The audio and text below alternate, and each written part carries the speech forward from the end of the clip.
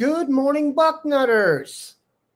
It is Monday, July 28th, 2025. I am Dan Rubin. This is the Bucknuts Morning 5 and change. Usually on Mondays, Dave Biddle drives the ship and I follow along in his wake. Today, because I was out last week and Dave is more on top of things, we're going to twist it a little bit so Dave can be the answer man, as he is wont to do. Got practice starting this week.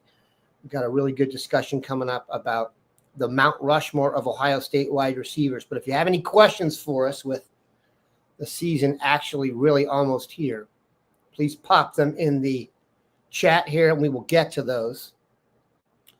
Oh, don't forget this podcast covers the national champions. I'll be saying that. And basking for quite some time here. That doesn't end.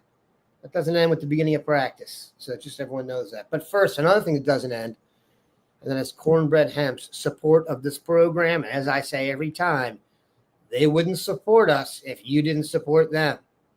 So you good Bucknutters are buying up all the Cornbread Hemp, and we appreciate it. This is your chance to have a healthy happy hour, trying to cut back on the booze maybe, or just figure out a way to chill. This is America's first USDA organic THC edible, 10 milligrams of THC per gummy, just the right dose, no harsh solvents, Farm Bill compliant, because I know that's big for many of you, and legal for adults over 21. So if you're looking to get this done, check the scroll there for those of you live viewers doing it right. Special offer for Bucknuts Morning 5 listeners. 30% off your first order. Go to cornbreadhemp.com, spelled like it sounds, /Bucknuts, and use code promo code. That's actually not a bad idea. Promo code Bucknuts at checkout. Again, cheers to a happier, healthy hour with Cornbread Hemp. And look who it is. The one and only Dave Biddle is here, supporting his red legs. We will not talk about the fact that I went on vacation and happened to catch the rare Washington Nationals home win against the Reds. I may or may not have gotten a hate text from Dave after, but that's okay. Sports are very emotional. Dave, good to see you, my brother. Good to see you, Dan. So let's talk about it.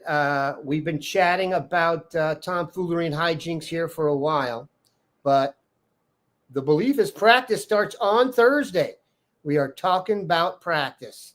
How many podcasts will use that headline? I hope we're the first. We won't be the last. Thank you, Allen Iverson. Let's talk about it, Dave. The first practice of the defense, I guess the first real practice of the defense of the national championship. What do you expect to get out of practice in general and specifically as we get going here? It looks like the heat will be there. That means the press will be there. What are we looking forward to? What do you need to see to have confidence to repeat season?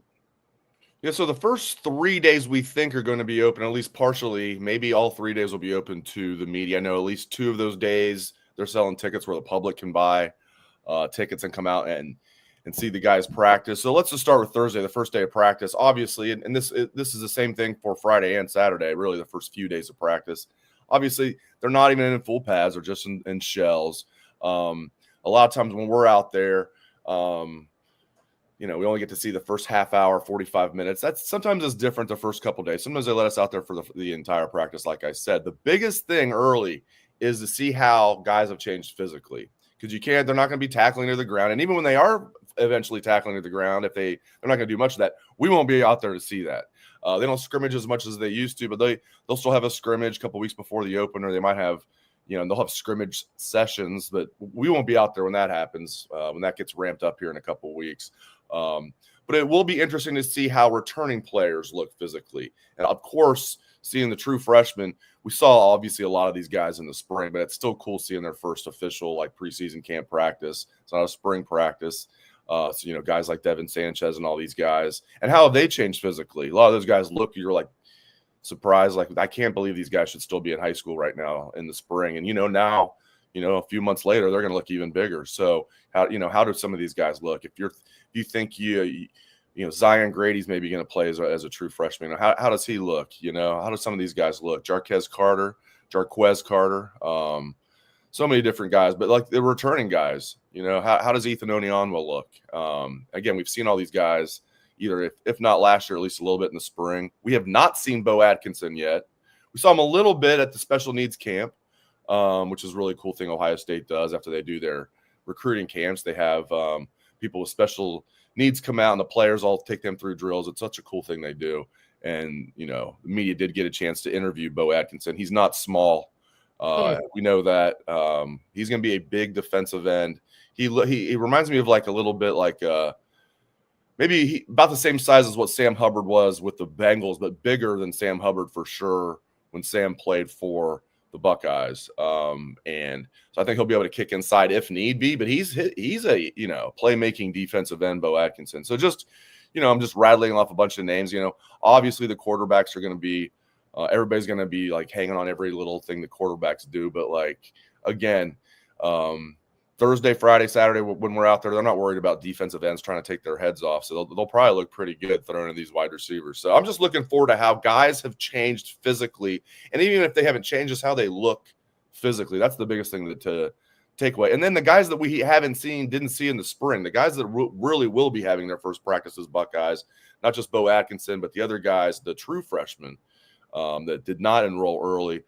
Those guys will be interesting seeing like what those guys look like Turbo Rogers, for example. The low-hanging fruit of podcast discussions is quarterback challenges, and Ohio State has obliged.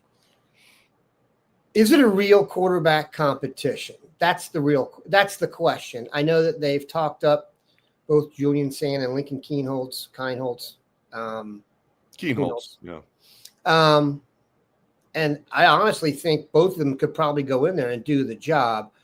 I do get the sense, and you could please steer me in the correct direction here, that it would be a relative shock. Is that the right choice of word if it's not Julian Sayin? Yeah, and I wouldn't feel that way if not for the comments from Jeremiah Smith, if not for the comments from the veteran players who are now in the NFL who all were talking at the combine like it was just, Lincoln's a good quarterback, but Julian, I'm paraphrasing what like 8 different guys said, but Julian's going to be the guy is basically what they were saying. Like, we like Lincoln. He could get the job done. Like you were saying, if he had to go in there, he could get the job done, but Julian's going to be the guy is what guys like Will Howard, Emeka Egbuka, even defensive guys we're talking about, like Jordan Hancock, on and on and on and on. And then what Jeremiah Smith said in the piece in The Athletic, when he was back home in Miami, you know what I'm talking about? I think that was like 3 weeks ago. And what did he say in that piece? I don't even know if the writer, I believe that the writer does a really good job named Antonio Morales. And he does a lot of college football stuff, and he's based in Miami. And I don't even know if he had necessarily even asked about the quarterback battle. I think JJ just started talking about Julian Sayin. Then, being a good reporter, I think then he asked about like a follow-up question about, so is that the guy? Again, I'm paraphrasing. He just made it seem like there's no competition. Like we like Lincoln a lot, but Julian's the guy. And then did you see that? I didn't even know that this happened if not for the front row message board on Bucknuts. So a reporter, do you know who Stephanie Oti is? Yeah. So Steph, was doing some stuff for 97.1 The Fan. She does some part-time work for The Fan. She was at Big Ten Media Days in Vegas. So this would have been all of Ohio State stuff was last Tuesday. She's talking about 6 days ago. So what happened, according to, legend has it 6 days ago, she got a one-on-one with JJ. Allegedly, I didn't see it. I haven't heard the tapes. I didn't ask for the tapes when I was at 97.1 yesterday doing my shows. Allegedly, at some point during the interview, JJ said Julian's the quarterback. So that got back to Coach Day again. Allegedly, I'm just hearing this like everybody else. I've not dug into this at all. Sounds legit though. Said no, we can't have that out there. Coach Day said basically, and they had to go and they retaped the interview. That's the story that So again, Dan, and I get it. I get Coach Day not wanting that out there. I understand why. He's taken this entire time, said it's a battle, it's a competition, it's 50-50. He doesn't want to look like a liar, and I think it's good for the team to have it just be pushed in. But like the guys know, So you add it all up, what Jeremiah said in the story in The Athletic, what he allegedly said to Steph OT, what all the guys said at the combine. And then, I mean, we're talking about a guy that was handpicked by Nick Saban, #1 quarterback in the country. And the only reason we have him is because Saban retired. But old Buckeyes, Ryan Day, they were the runner-up for him. Ryan Day is pretty good with quarterbacks. Heartline pretty good with wide receivers. It's a pretty good place to come if you're a quarterback. I don't know, man. That you were telling me Saban would have to be wrong. Ryan Day would have to be wrong. All these guys at the combine would be wrong, and your best receiver, maybe the best receiver to ever come through here. We're going to get to that later. I think he is the best receiver to ever come through here. All those people would have to be wrong. We'll see what happens, though. So, yeah, I'd be shocked if it's not Julian Sayin. I'm going to throw another log on the fire there, and I've shared this in the boarding house a while back, but I guess now it's okay. I can bring it out to the public because I'm not going to use the guy's name. But we also, Dave and I and the rest of the staff, rely on insiders, experts, people we've met along the way in our career to kind of provide us with some context. And I do know a guy who trains and is responsible, quarterbacks for a long time and has several in the NFL that would definitely cost too much for us to add them via NIL now. But this gentleman has seen Julian work out extensively. He's not his trainer, so that's not going to work if you're trying to reverse engineer the name. But he has a term he uses, and it's basically who he thinks the special quarterbacks are. And he is really big on Julian Sayin. Special is the word he used, different. And he's very high on him. This is a guy who does it for a living and has produced very, very good NFL quarterbacks. So that's always nice to get and he's kind of an unbiased guy because that's not one of his guys. Shocker if you talk to a trainer who has a guy, it may pump him up a little bit, but this guy's has no interest in that. In fact, you can make an argument would have some against that if you know he was. So that's excellent. Let's talk about that really quick though. Ohio State has been on a run for quarterbacks here, if you really look at it. I mean, the Big Ten didn't have a first-round draft pick at quarterback in eons before they kind of got things going with the late, great Dwayne Haskins and such. How confident are you right now that Julian Sayin is the next guy, that he really can step in? I mean, you're talking about a really elite group of quarterbacks, and no matter what anyone thinks of Kyle McCord, he went on and had a great season at Syracuse. He was drafted. Will Howard drafted. I heard someone say on some generic podcast yesterday that Will Howard looked like Joe Montana in the playoffs. Might be a little bit of a stretch, but not too much. I've said Burrow. He turned into Joe Burrow-ish in the playoffs, which is, I can't believe I'm even saying that. That's how he played, though. Yeah. In fact, I heard something about yesterday where an NFL defensive coordinator said, all of the quarterbacks that are considered the best in the NFL right now can make something happen if nothing appears. And Joe Burrow's the one who makes sure nothing appears. He never misses the first read. So they're always moving on. Who can do something with nothing? And Burrow never gets to that point because he always finds the something. So that's a generational talent there. Your thoughts on Sayin's future? Realistic expectations? Not something we're good at here, hence the name. But your floor. Yeah, I keep thinking back to C.J. Stroud, and he wasn't bad by any means. That loss to Oregon definitely wasn't his fault. C.J. Stroud, and what was that, like his second or third start? They had that game against Minnesota at Minnesota in the opener where he didn't play bad, but like it wasn't like he went on there and just tore it up. I mean, that was a somewhat close game till the Buckeyes pulled away. And what happened? C.J. Stroud ended up being, I think, the best. Dwayne Haskins' 1 year was the best passing year ever by an Ohio State quarterback. But I think C.J., if you take the whole picture with his 2 years starting at Ohio State and what he's doing in the NFL, I think you could easily make the argument that C.J. Stroud is the best passing quarterback to ever come through here. And he wasn't C.J. Stroud as we know him until his third-year sophomore year. Good, very, very good redshirt freshman year, but still not as good as that second year.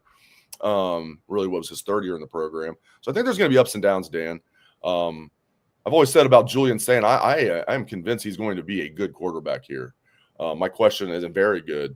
My question is how quickly, when, and I think he'll be good enough to beat Texas. Like that game can go either way. I'm just saying I don't think we're gonna be like, man, if only we had a quarterback that wasn't like Boserman-esque, we might have been able to win that game.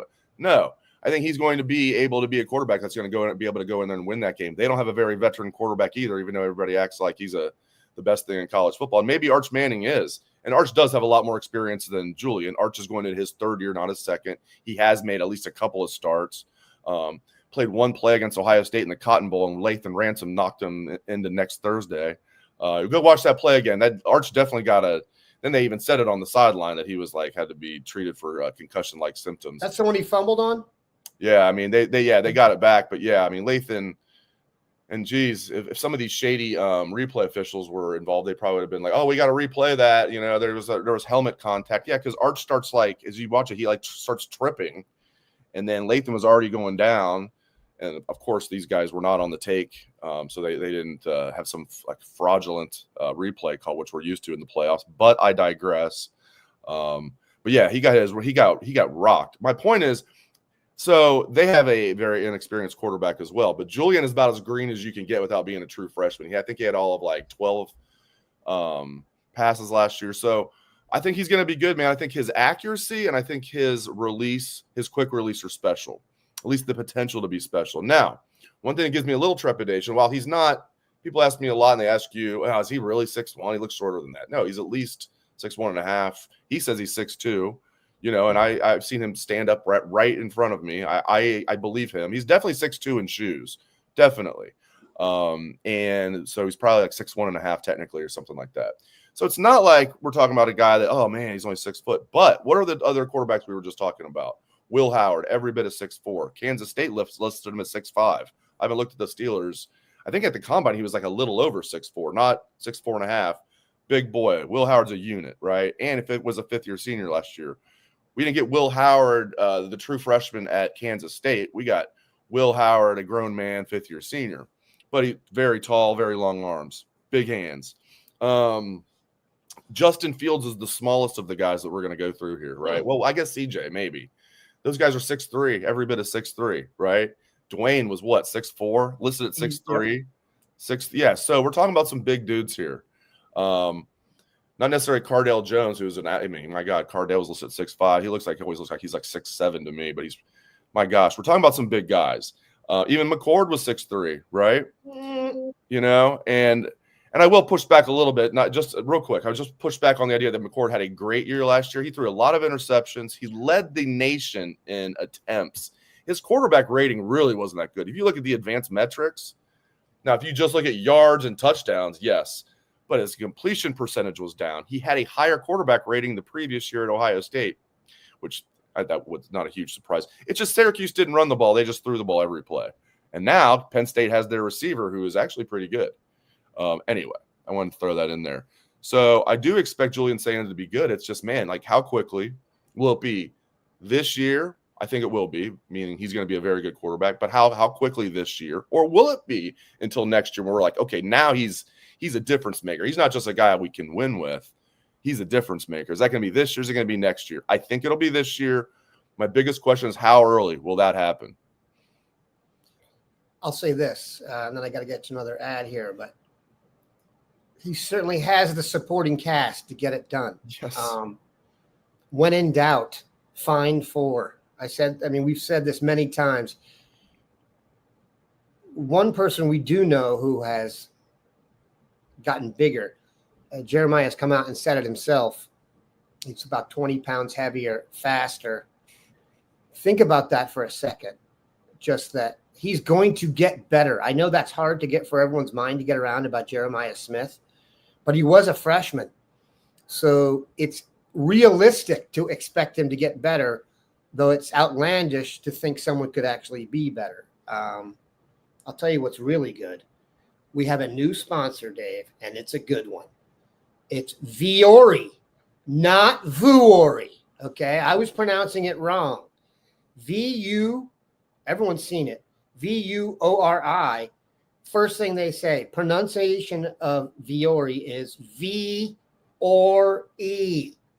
You know what these are. Incredibly versatile clothing, comfortable.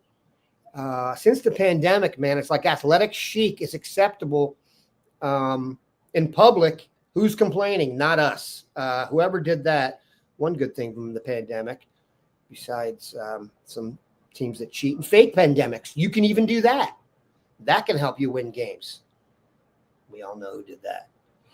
If you're looking to run errands, head out to the office. They got the performance jogger, fitness, lounge focus, great for stretching and lounging, which I know Dave loves to do, stylish for everyday wear.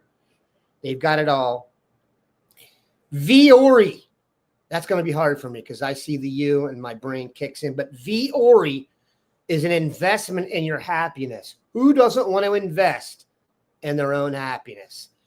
And for our listeners at Bucknuts, they're offering 20% off your first purchase.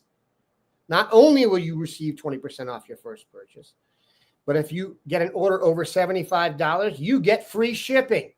Go to viore.com/Bucknuts and discover the versatility of Viore clothing. Exclusions apply. Visit the website for full terms and conditions. And I may or may not have contacted the ad people and told them, Dave and I probably need a pair of shorts to really feel this ad. So I felt that. When my shorts get here, I will really feel Viore even more. But I'm going to have to work on that. All right, Dave. Quarterback is the low-hanging fruit. What is not the low-hanging fruit? What do you need to see in practice to have your confidence get to another pre-basking level or post-basking level, as it were? I did like hearing Coach Day say last Tuesday at Media Days that, they have no other choice, but, they're banking on the development of those backup D tackles because we all have been talking about, including Ryan Day himself during the spring, the lack of suitable depth at defensive tackle. And he said he thinks those guys have had really good summers, that Mick really pushed them to get bigger and stronger. So is that going to be evident when we're out there on Thursday? Or is it going to be like, oh man, look at Will Smith Jr., look at Ty Malone, look at Jason Moore, look at Eric Mensah, look at some of these guys, some of these freshmen, look at Carter, Jarquez Carter, look at some of these guys, Trajan Odom, is it Maxwell Roy is the other one in the class? Mm-hmm. He didn't enroll early. How does he look? So how do all of these backup defensive tackles look? All these guys are going to be, because they, in my opinion, they don't need, it'd be great, but they don't need four of them to be like, good, viable players this year. They need two of them. They need, if you tell me Will Smith and let's say Mensah end up playing like a decent amount of snaps and they're good, that's great, because I think Caden McDonald and Edric Houston are headed for big time years as the starters. So, but they need two solid backup defensive tackles. Again, more the merrier, but at least two. So, and I think Will Smith is probably the guy that if I had a bet right now, will be the top backup. And we'll see what happens. We'll see if that materializes. And if it does, who's number 4 and then who's number 5. Really curious to see how the freshmen look.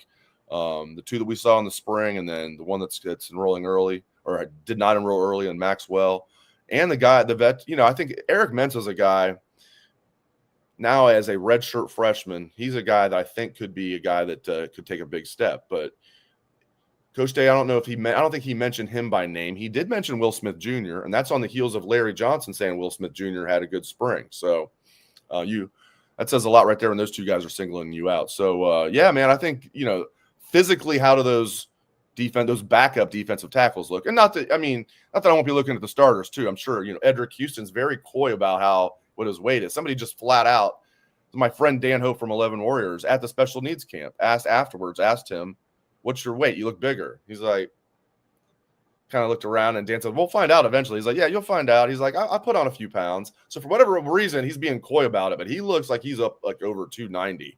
I wouldn't be surprised if when if they say Edric Houston's up to 295 or something like that. He looks big.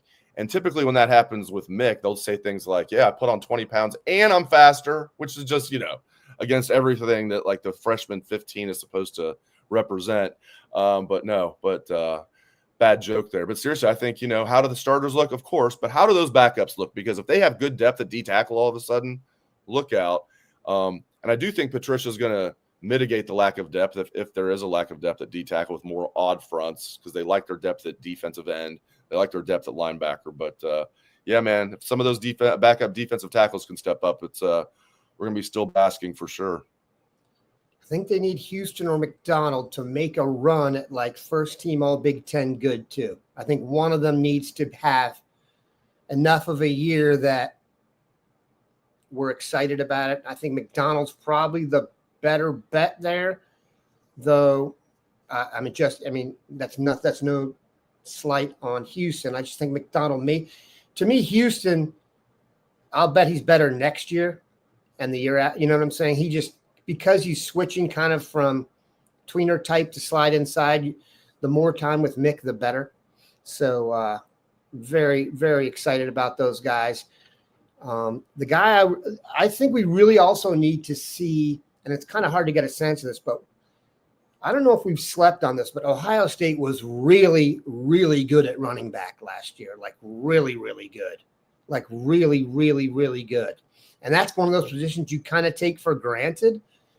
We just always have a good running back, but there's a difference when you have really good running backs. And James Peoples and C.J. Donaldson are both, I wouldn't say they're unproven. I don't think either one of them is as proven as the guys from last year. So, running backs can kind of be an unknown, and then all of a sudden you see they're going to be getting the ball a ton. You're going to be calling those guys' names a ton. So, it's been proven here. If the offensive line has a good season, the running backs tend to have a good season. I think we're optimistic about the offensive line as well. Is there anyone else we need to be worried about? What is your biggest concern? What would be the thing that if this goes wrong, Dave's belief that Ohio State will match last season's efforts will come up short?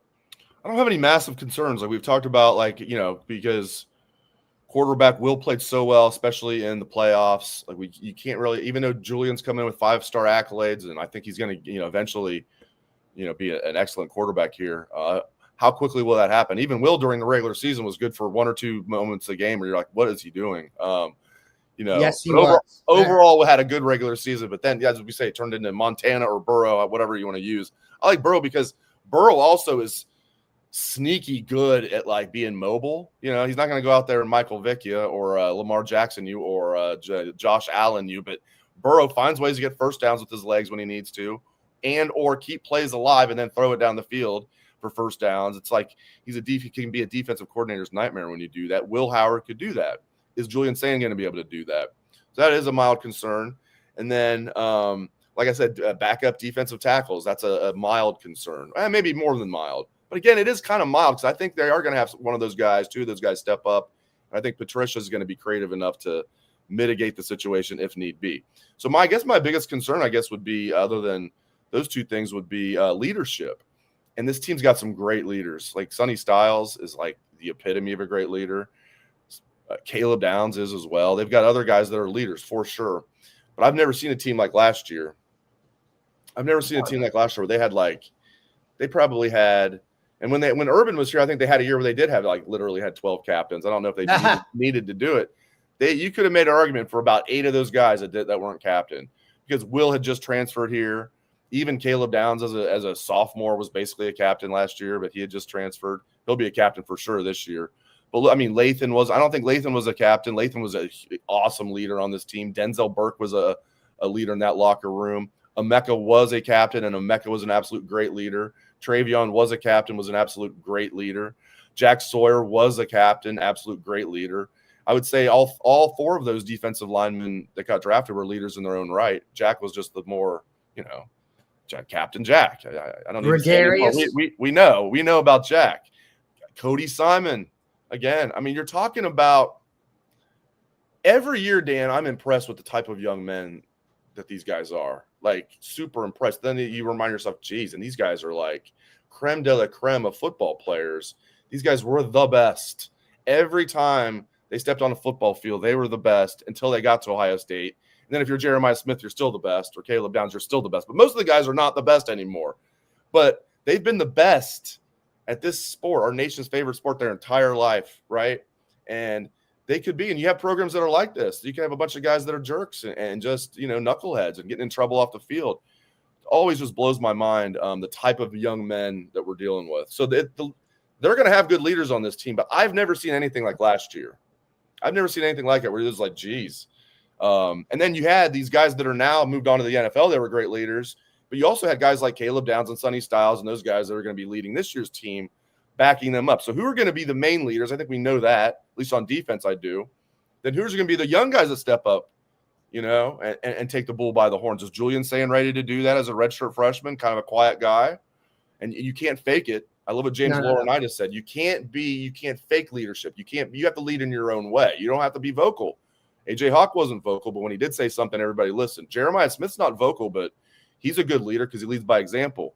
You can't go in there and be a rah-rah guy if you're not a rah-rah guy, because everybody in the locker room is going to know it's fake, and it's not going to come across well. Will Howard was a rah-rah guy. I'm going to come shake you. I'm going to headbutt you or whatever. That was Will Howard. I'm going to come scream in your face. We're going to go get this done. That's not Julian Sayin, but he can lead in his own way. Leadership is a mild concern, just because, Dan, I've never seen an Ohio State team with that level of just great leadership from like at least a dozen, maybe 2 dozen guys last year. Great points. I think Ohio State, follow me here, it says a tad abstract. Ohio State had such a good vibe last year, leadership-wise, with the guys coming back.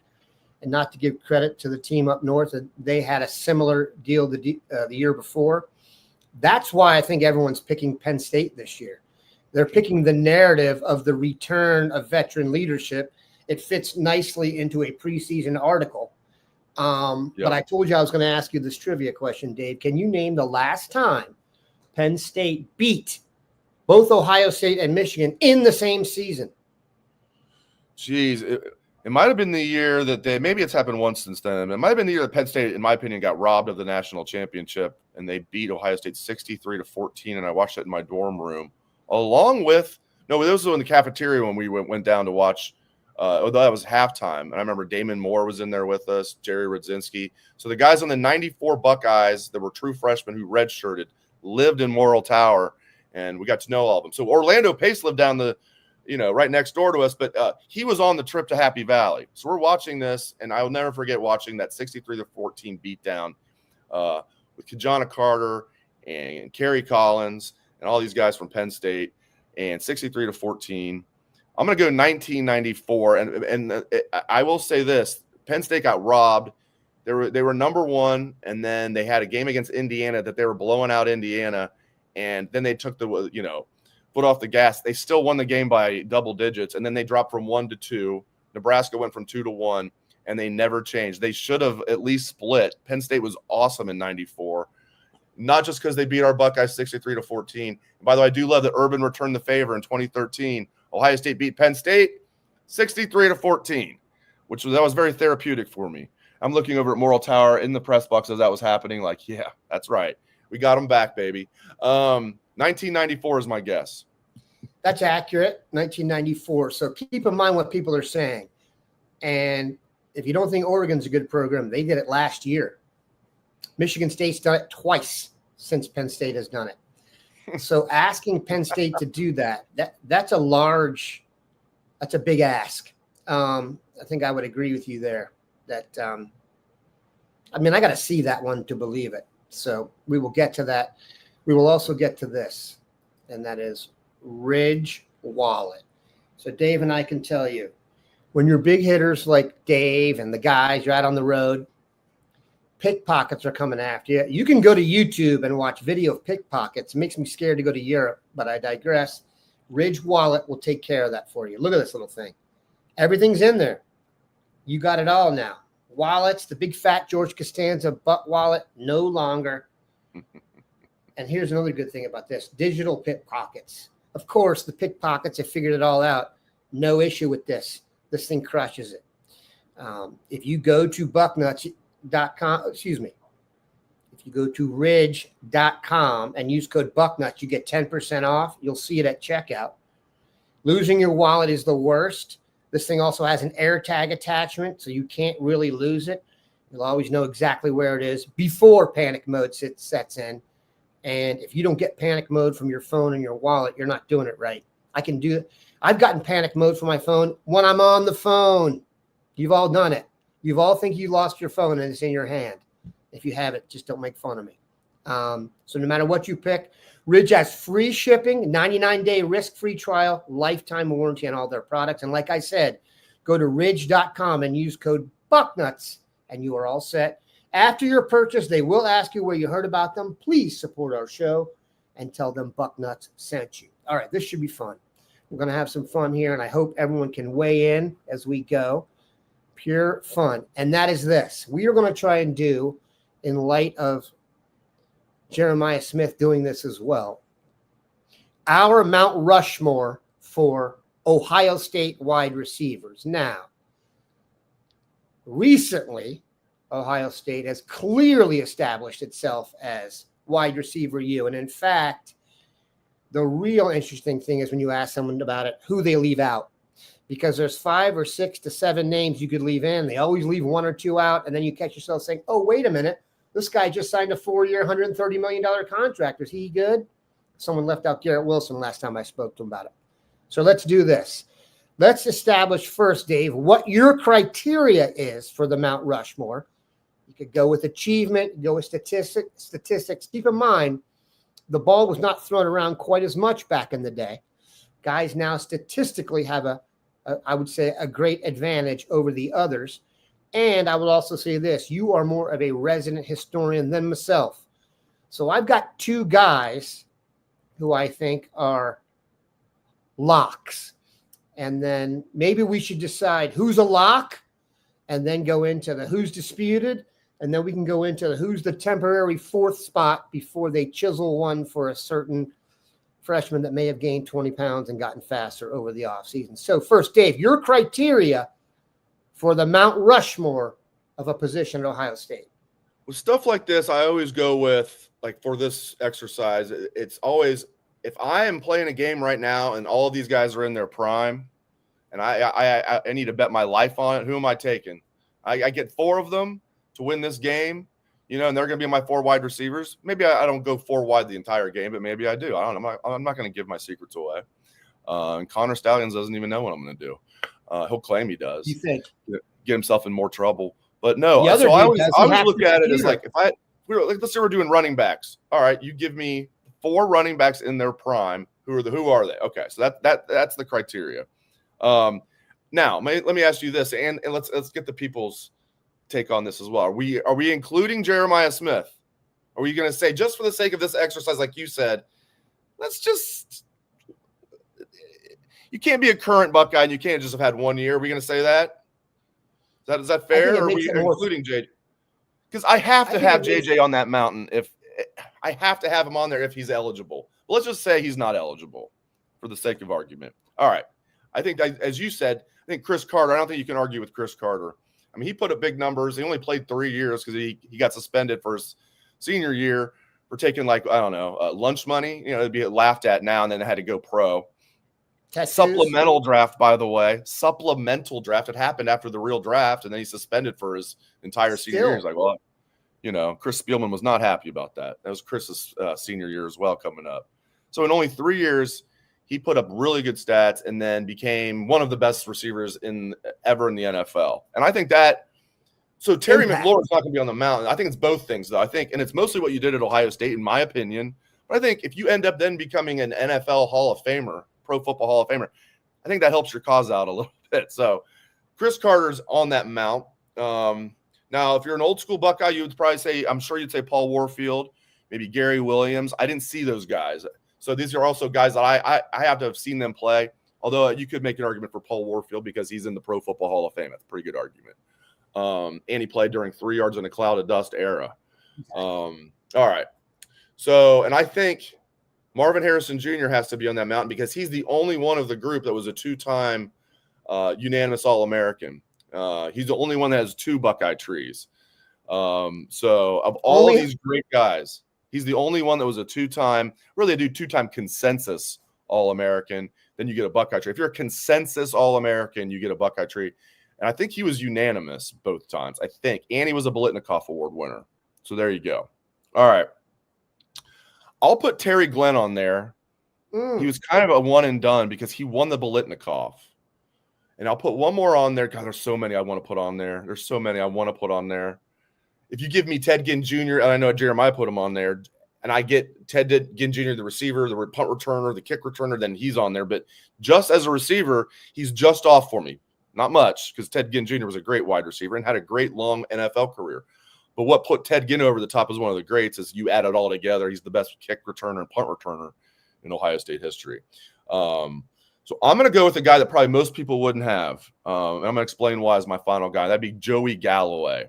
We know that Terry Glenn played with Bobby Hoying and won the Biletnikoff. Terry Glenn played with fifth-year senior Bobby Hoying and new offensive coordinator Walt Harris, who that team was so good. And obviously Orlando Pace was an offensive lineman on that team as a sophomore. That team was so good. They had the Heisman Trophy winner at running back and Eddie George, the Biletnikoff Award winner at wide receiver.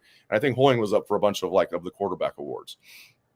Okay, Bobby Hoying is a third-year sophomore playing for Jim Coletto, who ended up being the head coach at Purdue. It was in 1993 when Galloway had his big year. Galloway was so good. He was so good.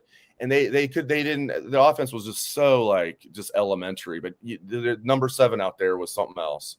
And he was so good. So I have to put Joey Galloway on there because, again, if you give me Joey Galloway right now in his prime, I'm getting a guy that's going to run a 4.240, not a 4.240. No, at the combine, he ran a 4.240, right? And then, but can he lift? Oh, yeah, he lifts over 5. He can bench over 500 pounds. He can squat. He was lifting more than offensive linemen and defensive linemen were at the combine and running a 4.240. This guy was a freak. I still think even if he didn't injure his knees a couple different times before he got to your Cowboys, or maybe once it was after the Cowboys. No. He was starting to set the world on fire with the Seahawks. Joey Galloway in his prime, playing within a Ryan Day offense, he just with a great quarterback. Even if he got fifth-year senior Bobby Hoying instead of third-year sophomore Bobby Hoying and Brett Powers, they had to bring in Brett Powers off the bench. They had kind of a 2-quarterback system a little bit in 93 with a antiquated offense. So Joey Galloway's on that mountain, and I can't believe I'm leaving off David Boston. I can't believe I'm leaving off Garrett Wilson and Emeka Egbuka and Chris Olave and all these guys that have been recent first-round picks. Michael Thomas wasn't a first-round pick, was a second-round pick. There are so many. Michael Jenkins, Mr. Clutch, not just a Holy Buckeye, but 4th and 14 in the national championship game. He was a first-round pick. He was the all-time leader in receiving yards for the Buckeyes. There are so many. Paul Warfield, I mentioned him. Gary Williams. We could go on and on and on and on and on and on. But there you go, man. Those are my 4. Those are excellent. Joey Galloway, by the way, I'm pretty sure blew his knee out in the first game he played for the Cowboys after they gave up 2 first-round picks. And it was the pickle juice game against the Eagles and basically the end of Troy Aikman. So that was fun.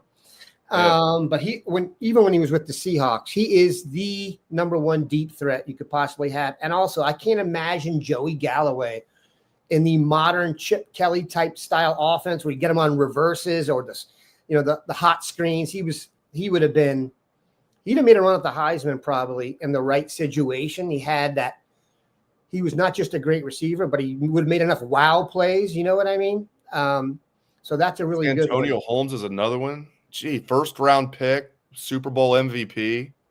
If you're going to use statistics, the guy who would be on there is Chris Olave. And let me tell you why. He not only was here for 4 years, and keep in mind, one of those years was truncated by the pandemic. And if you look at his numbers, you'd say, oh, he never had over 1,000 yards receiving. He was well on his way that year, averaged over 100 yards receiving per game. He finished in receptions, 3rd all-time, yards, 3rd all-time, touchdowns, 1st all-time. He also, against Michigan his freshman year, caught 2 touchdown passes, blocked a punt that Sevyn Banks returned for a touchdown, entered that game with just 5 receptions. So I almost think you need to have someone from the modern era of receivers on there just because they've been so dominant. And when you start to do that, it's very difficult. I mean, I'll tell you this. If you're trying to draft a receiver in the NFL right now for your fantasy team, get Jackson Smith and Jigba for this year. Yep. Get him. I left him out. Yeah, that's another one, man. I mean, He could lead the NFL in receptions this year. Yep. He had a huge year last year, and now there's no DK Metcalf there. They know he's the man. Yeah, it's crazy what they've done. It's crazy. It's absolutely insane. Like Marvin is the I gave Marvin the nod as you almost have to have him on there because he's the only one that we're talking about that's a 2-time unanimous All-American. And he won the Biletnikoff on top of that. And he's the only one that was a Heisman finalist. Okay, of all the receivers, I went and looked that up. It's crazy that Terry Glenn wasn't, but I guess Eddie won it, so I'm okay with it. I'm okay with it. By the way, Orlando Pace then finished 4th for the Heisman the next year in '96, an offensive lineman finishing 4th for the Heisman. Anyway. He's on there. There's a whole list of guys, but Marv's really the only guy who did that. And I'll say this about Marv. Those of you who have hopped off the Marv bandwagon and are listening to the national press, you're doing it wrong. If you watch the games last year, and I know people get upset with me when I talk about this sometimes, Kyler Murray is not good at quarterback. He's good at everything else. And so I understand the reason for playing him at quarterback. But in terms of dropping back and hitting your first read, i.e. Joe Burrow, you put Marvin Harrison on the Bengals, okay, and see how he does. Answer, good. But it's incredible. And I also think this. Here's the real question, Dave. Who do you take off? Because I think we all agree, Jeremiah is going up there. This is not an arguable point. And that's not. Yep. It's not even slightly hyperbolic. So then for me, it would be then. So I think there's 2 locks with Chris Carter and Marvin. So then if I put Jeremiah on there, I have to take either Terry Glenn or Joey Galloway off. And here's the tiebreaker. It should be the Biletnikoff Award because Terry won it and Joey didn't, but it's not for me. I'd give Joey Galloway the edge because of what I explained earlier. Joey Galloway did his big year, and Joey Galloway played 4 years. He was coming off.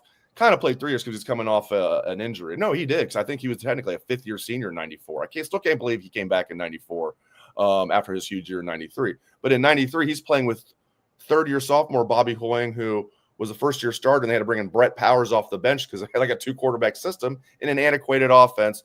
So I hate taking Terry Glenn off, but if I have to take one of those off, I give Joey Galloway the very slight edge because of the quarterback situation, the offense in general, because Walt Harris was like a revelation when he came here.